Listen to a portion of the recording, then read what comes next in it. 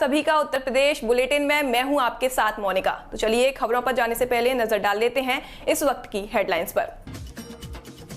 कानपुर में पीएम के कार्यक्रम में 16 विभाग जुटाएंगे भीड़। डीएम को 70,000 की भीड़ जुटाने के लिए मिली जिम्मेदारी। चुनावी दहलीज पर खड़े नेताओं के सड़क छाप बोल। जिन्ना से लेकर जुबान काटने तक जहर उगल रहे नेता।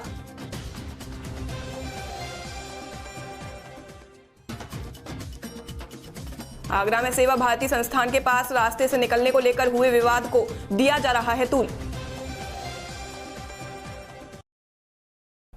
अब खबरें विस्तार से।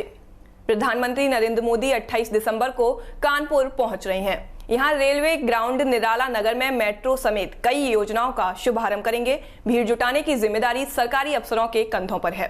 16 विभाग ने मिलकर अपनी अलग अलग योजनाओं के 70,000 लाभार्थियों को पीएम के कार्यक्रम में बुलाया है। इन्हें लाने और ले जाने से लेकर खाने पीने का इंतजाम भी सरकारी अफसर ही करेंगे। यानी पीएम मोदी के कार्यक्रम में दिखने वाली भीड़ भी सरकारी ही होगी। कार्यक्रम में 70,000 लोगों की भीड़ जुटाने की जिम्मेदारी डीएम विशाख को दी गई है। उन्होंने सीएमओ से लेकर समाज कल्याण अधिकारी, आईटीआई से प्रिंसिपल, केडीए सचिव, परियोजना अधिकारी डूडा समेत ने 16 अलग अलग विभागों को लाभार्थियों को लाने का लक्ष्य दिया है। सभी विभाग अपनी अपनी योजनाओं के लाभार्थियों को लेकर कार्यक्रम स्थल में पहुंचेंगे। इसके लिए विभाग की ओर से ही 2250 बसों का इंतजाम किया गया है। विभागों के चपरासी से लेकर बाबू और अफसरों को बस से लाभार्थियों को लाने और वापस ले निर्धारित स्थान पर पहुंचाने के साथ ही खाने का भी इंतजाम करने की जिम्मेदारी दी गई है। मोदी के आगमन पर इन सभी विभागों में कामकाज ठप रहेगा। अगर किसी भी विभाग ने इसमें लापरवाही की तो संबंधित अफसर या कर्मचारी के खिलाफ सख्त कार्रवाई की जाएगी। चिकित्सा स्वास्थ्य विभाग, कृषि, उद्यान विभाग, खाद्य एवं रसद, समाज कल्याण, बैंक, विद्युत विभाग, श्रम विभाग, ग्राम विकास विभाग, पंचायती राज, स्किल डेवलपमेंट, नगर निगम, डूडा और केडीए समेत 16 विभागों से 70,000 लाभार्थियों को बुलाया गया है।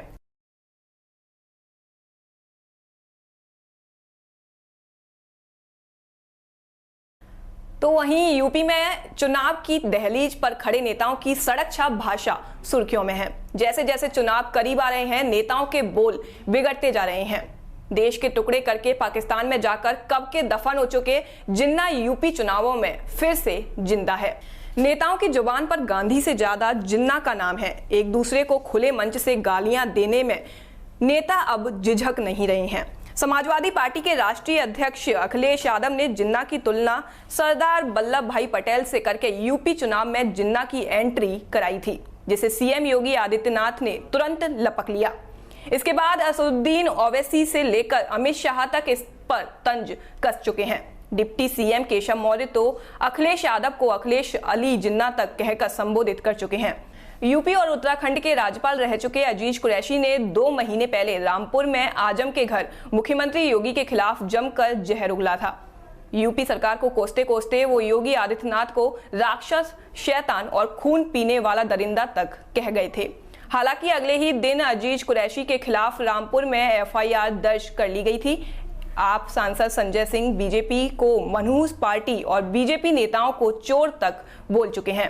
प्रदेश के डिप्टी सीएम केशव प्रसाद मौर्य ने मुसलमानों को लुंगी छाप और जालीदार टोपी वाला गुंडा कहा, तो राकेश टिकैत ओवैसी को बेलगांव साड़ कह चुके हैं। ऐसे ही असंसदीय भाषा से नेताओं का यूपी में चुनाव का अभी तक का अभियान भरा पड़ा है। अब खबर बिजनौर से, जहां कुंवर रानी रुचि वीरा ने बिजनौर की जनता से एक अपील की और अपना एक बयान जारी करते हुए कहा है कि लोक दल का बिजनौर में कोई वोट नहीं है। जब यहां से जाट प्रत्याशी होता था तो 5,000 वोटों का आंकड़ा छू लेता है, लेकिन लोकदल वालों का इतिहास वोट लेने का है, देने का नहीं है। आपको बता दें, जब लोकदल के वोटरों ने जाटों और किसानों के नेता चौधरी अजीत सिंह और जयंत चौधरी को हरा दिया था, तो भला इनका वोट किसको मिल सकता है। रुचि वीरा ये बखूबी जानती हैं। बिजनौर सीट पर मुस्लिम वोटों का बंटवारा हुआ तो गठबंधन भी और वो खुद भी चुनाव हार जाएंगे। रुचि वीरा चाहती हैं कि मुसलमानों के वोटों का बंटवारा ना हो और वो बीजेपी को हराने में सक्षम रहें। हमारे सामने इस बार गठबंधन है, समाजवादी पार्टी का और लोकदल का गठबंधन है। मैं एक बात को और आप लोगों के संज्ञान में लाना चाहती हूँ या आप लोगों का ध्यान आकर्षित करना चाहती हूँ कि भाई लोकदल का बिजनौर में कोई वोट नहीं है। यहाँ 2007 में चौधरी सुखबीर सिंह जी चुनाव लड़े तो उनको मिले 4000 कुछ वोट। अभी 2012 में हमारे शाहनवाज राणा साहब चुनाव लड़े, जो कि विधायक रहे यहाँ से। जब वो चुनाव लड़े तो उन्हें अकेला मुस्लिम वोट मिला, उन्हें कोई लोकदल का वोट नहीं मिला। और अभी पिछले दिनों 2017 में राहुल यहाँ के जिलाध्यक्ष भी रहे हैं और वो चुनाव लड़े लोकदल से तो उन्हें 7000 कुछ वोट मिला। तो यहाँ जो लोकदल का वोट है, अगर कोई जाट प्रत्याशी होता है तो भाई 7-8 हजार उसका आंकड़ा हो सकता है। लेकिन अगर कोई और अन्य जाति का, अन्य समाज का या मुस्लिम भाई मेरा कोई लड़ता है तो भाई इतना पे भी पहुंचना उसका मुश्किल है। और मैं आपसे एक बात और कहना चाहती हूँ कि भाई जब ये उनका वोट, लोकदल का वोट, जब चौधरी अजीत सिंह जी को नहीं मिला, जयंत चौधरी जी को नहीं मिला, तो भाई जो यहाँ बेचारा हमारा कोई साथी लड़ेगा तो उसे ही कैसे मिल जाएगा। ये मेरा अपना व्यक्तिगत वो है और तजुर्बा किया हुआ है हम लोगों ने। भाई वो लड़े थे हमारे क्या कहते हैं अमीरुद्दीन बादशाह साहब, तो साहब उन्हें नहीं दिया। तो इनका इतिहास वोट लेने का है, लोकदल वालों का देने का नहीं है। तो मैं आपसे ये कहना चाहती हूँ और ख़ास तौर से उन लोगों से, उन सेक्युलर लोगों से कहना चाहती हूँ जो भाजपा को हराना चाहते हैं, चाहे उसमें हमारे सभी किसान समाज के लोग हैं, किसान भाई हैं। मैं कहना चाहती हूँ कि भाई गन्ने के रेट, बहन जी के जो पीरियड था, उनकी सरकार थी 7 से 12 वाली बहुजन समाज पार्टी की, तो गन्ने का मूल्य बढ़ा 150 रुपये। और अब भाजपा की सरकार में चुनाव बिल्कुल जब उन्होंने देखा कि सर पे आ गए हैं और किसान नाराज हैं, अभी उन्होंने किसानों के बिल भी वापस लिए हैं, जो बिल के लिए लड़ाई 1 साल से चल रही थी। तो जब चुनाव सर पे आ गए तो उन्होंने 25 रुपए की घोषणा करी और पूरे 5 साल उन्होंने 1 रुपया भी गन्ने का भाव नहीं बढ़ाया। तो मैं कहना ये चाहती हूँ सभी किसान भाइयों से भी कि भाई सब लोग जो भी भाजपा से परेशान है, जो भी किसान भाई, जो भी व्यापारी, जो भी शिक्षक, जो भी लोग उनसे त्रस्त हैं, तो उन सब से मेरी अपील है कि भाई उनको हराने का रास्ता सिर्फ और सिर्फ बहुजन समाज पार्टी है और सिर्फ विकल्प मैं हूँ। जो हराना चाहते हैं वो हमारे साथ। अब खबर आगरा के थाना लोहा मंडी क्षेत्र मोतीगंज सेवा भारती संस्थान में हुए हमले की सूचना को लेकर भाजपा नेताओं ने बड़ी संख्या में इकट्ठा होकर थाना लोहा मंडी का घेराव किया और थाने पर जम के नारेबाजी हुई। विधायक योगेंद्र उपाध्याय, विधायक पुरुषोत्तम खंडेलवाल, विधायक राम प्रताप चौहान, प्रदेश मंत्री विजय शिवहरे और महानगर अध्यक्ष भानु महाजन मौके पर थाना लोहा मंडी पहुंचे। आगरा एसएसपी ने भी मौके पर पहुंचकर घटनास्थल का दौरा किया। दरअसल मामला सेवा भारती संस्थान का है, जहां बच्चे अध्ययन करते हैं। सेवा भारती संस्थान के पास रास्ते से निकलने को लेकर बच्चों का कुछ असामाजिक तत्वों से विवाद हुआ था, जिस पर वाद विवाद बढ़ने पर उनके साथ मारपीट की गई, जिसमें 5 लोग मामूली रूप से घायल हुए थे। उसमें से 4 को उपचार के बाद घर भेज दिया गया है। पथराव किए जाने की बात पर आगरा एसएसपी का कहना है कि वादी पक्ष की तरफ से एफआईआर लिखाई गई है, जल्द ही इन्वेस्टिगेशन की जाएगी, जो सत्यता है उसके आधार पर कार्रवाई की जाएगी। भारतीय जनता पार्टी के विधायक पुरुषोत्तम खंडेलवाल का कहना है कि आरएसएस सेवा भारती में बच्चे अध्ययन करते हैं, इसको चुनाव और संगठन से मत जोड़िए। सपा, बसपा और कांग्रेस अपराधियों की जाति खोजती थी, लेकिन अब किसी भी जाति, किसी भी मजहब के हों, सख्ती से बर्ताव होगा, क्योंकि योगी जी की सरकार में पुलिस को अपराधियों से निपटने की पहले दिन से ही छूट दे दी गई है।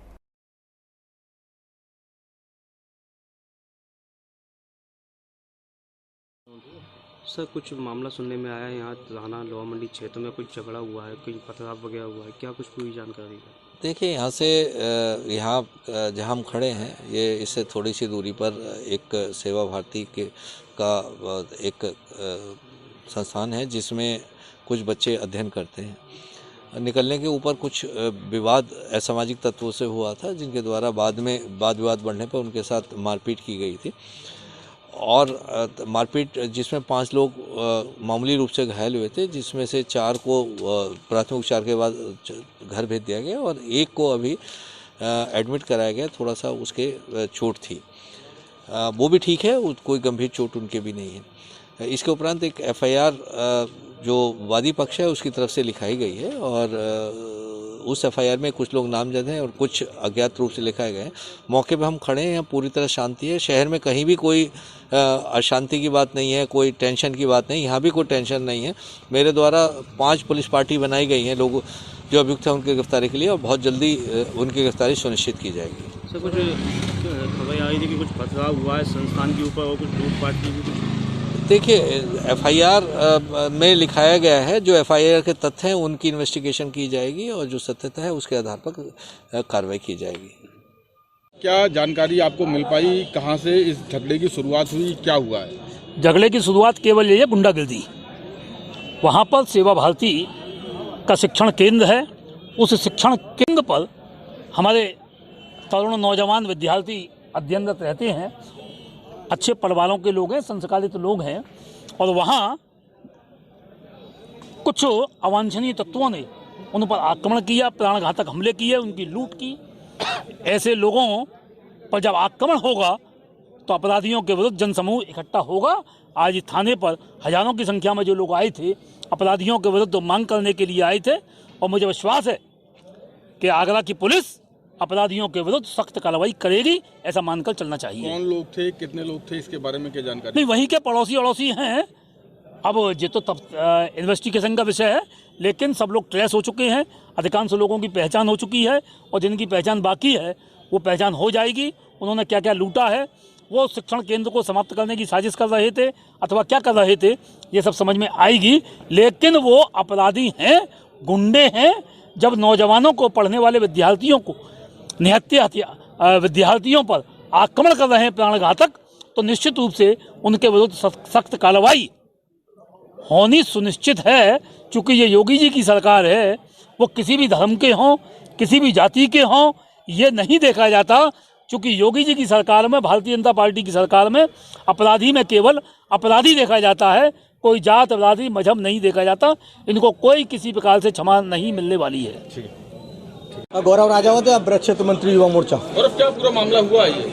संज्ञान में भी प्रथम दृष्टा आया कि माधवन कार्यालय पे कुछ विद्यार्थी राष्ट्रीय स्वयंसेवक संघ का जो काम देखते हैं, उनके साथ कुछ अवांछित तत्वों ने वहाँ आकर मारपीट के दुस्साहस की घटना को अंजाम दिया है, और कुछ विद्यार्थी टोली के लोगों के साथ चोट भी आई है राष्ट्रीय स्वयंसेवक संघ के। और अभी आगरा के पुलिस अधीक्षक महोदय मौके पर है, और निश्चित तौर पर योगी जी की सरकार है, कहीं भी आतंकवादी या अराजक तत्वों को बख्शा नहीं जाएगा। और निश्चित तौर पर जिन भी कार्यकर्ताओं के संग घटना हुई है, उनकी विधिवत तहरीर पर पुलिस ने आश्वासन दिया है कि मुकदमा लिखकर कार्रवाई भी की जाएगी। और आज घटना दुर्भाग्यपूर्ण है, क्योंकि ऐसे संघ के समर्पित कार्यकर्ता जो हमेशा समाज के लिए काम करते हैं, उनके साथ अगर दुस्साहसिक घटना जिस भी व्यक्ति ने की है, जिस भी समाज के लोगों ने की है, निश्चित तौर पर उनके खिलाफ कड़ी कार्रवाई होगी, क्योंकि ये योगी आदित्यनाथ जी की सरकार है। यहाँ प्रत्येक व्यक्ति के संग न्याय और प्रत्येक अन्याय करने वाले को सजा का प्रावधान इस सरकार में नियमित तौर पर है। खबर बिजनौर से, जहां पैसे के लेन देन को लेकर एक दोस्त ने दोस्त की धारदार हथियार के जरिए होटल में हत्या की वारदात को अंजाम दिया और मौका ए वारदात से फरार हो गया है। होटल में पड़ी लाश दिल्ली के कल्याणपुरी शहबाज के तौर पर शिनाख्त हो चुकी है। एसपी ने फरार आरोपी की तलाश में 3 टीमें गठित कर दी हैं। पुलिस सरगर्मी से आरोपी की तलाश में जुट गई है। होटल के बेडरूम में पड़ी ये लाश दिल्ली के कल्याणपुरी के रहने वाले शहबाज नाम के शख्स की है। दिल्ली से शहबाज अपने एक साथी के साथ कार से बिजनौर के नजीबाबाद इलाके में आए थे। पैसे के लेन देन को लेकर भागूवाला भी गए थे। बिजनौर के नजीबाबाद के काना होटल के रूम नंबर 105 में बंद कमरे में लाश मिलने की पुलिस को सूचना मिली, जिसके तहत पुलिस ने शुरुआती छानबीन की तो कार ड्राइवर से पता चला कि शहबाज अपने साथी के साथ कार में सवार होकर बिजनौर आया था। दोनों होटल में ठहरे थे। पुलिस के मुताबिक शहबाज के हाथ पैर में गहरे कटे के निशान साफ तौर से दिखाई दे रहे हैं। पैसे के लेन देन को लेकर ही दोस्त ने शहबाज की हत्या की है। एसपी ने एसपी सिटी की देखरेख में आरोपी को पकड़ने के लिए 3 टीमें गठित कर दी हैं। पुलिस की टीम सरगर्मी से आरोपी की तलाश में जुटी है। साथ ही पुलिस ने शव को कब्जे में लेकर पोस्टमार्टम के लिए रवाना कर दिया है। मृतक के परिजनों को दिल्ली सूचना भी कर दी गई है। नाम के एक व्यक्ति जिनकी उम्र लगभग 45 से 48 वर्ष है, अपने एक साथी के साथ नजीबाबाद में आए ड्राइवर शाहबाद के साथ स्विफ्ट डिजायर गाड़ी से। कल्याणपुरी के रहने वाले हैं दिल्ली में। किसी पैसे के लेन देन के लिए आए थे जो ड्राइवर ने बताया है। भागूवाला गए, फिर वहां से डिलीवरी न होने और उसके घर में मौत होने की सूचना दी गई जो ड्राइवर ने बताया है। रूम नंबर 105 कान्हा होटल में आए, मृत अवस्था में सुबह पाए गए। दरवाज़ा जब खोलने का प्रयास किया गया, बाहर से दरवाज़ा बंद था। लगभग 1 बजे रूम खोला गया। उनके गर्दन में, हाथ में कटे के निशान हैं, मृतक अवस्था में है। पंचायतनामा पोस्टमार्टम की कार्रवाई कराई जा रही है। फील्ड यूनिट की टीम, एफएसएल, स्वाट, सर्विलांस सारी टीमें लगाई गई हैं। एसपी सिटी के नेतृत्व में 3 टीमें लगाई गई हैं। चूँकि मृतक और मारने वाले जानने वाले हैं, एक साथ के हैं, तो घटना का पर्दाफाश शीघ्र होगा। मृतक के परिजनों को सूचना दी जा रही है, अन्य विधिक कार्रवाई की जा रही है। अच्छा, ये बताया जा रहा है शादी इनके साथ में कोई साथी थे, उनकी आईडी वगैरह ली होगी इन्होंने, इनका पता लगा क्या? जो होटल में आईडी लगी है रूम नंबर 105 में, वो मृतक की ही है। ये बताया गया था कि 2 जने थे। फिलहाल इस बुलेटिन में बस इतना ही। उत्तर प्रदेश की तमाम बड़ी खबरों के लिए देखते रहिए डीपीके न्यूज। नमस्कार।